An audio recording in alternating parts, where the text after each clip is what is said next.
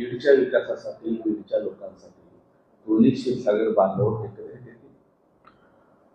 आता राजकीयरित्या आम्ही दोन वेगवेगळ्या विचारांमध्ये सध्या काम करत असलो तरी सुद्धा जर तशी काही परिस्थिती निर्माण झाली आणि जेणेकरून बीडकरांना आपल्याला या सगळ्या गोंधळातून काही व्यवस्थित चित्र निर्माण करून काम करून दाखवायची वेळ येत असेल तर त्या संस्थांचं जर आपल्याला त्या ठिकाणी त्या संस्था व्यवस्थित चालवायच्या असतील तर काय प्रस्ताव येतात काय नाही त्या प्रकारे आपण बघू.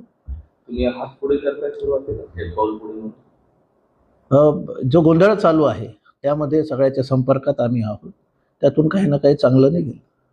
तर यायचं म्हणलं तर कशा पद्धतीनं तुम्ही दोघं भावंड विचार कराल, काही तशी चर्चा वगैरे तुमची झालेली आहे का?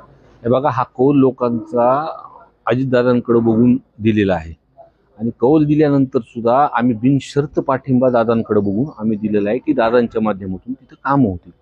पण ज्या पद्धतीचा तिथं कारभार चालू आहे, पूर्ण चित्र हे लोकांसमोर आहे, हे चुकीचा कारभार तिथे चालू आहे.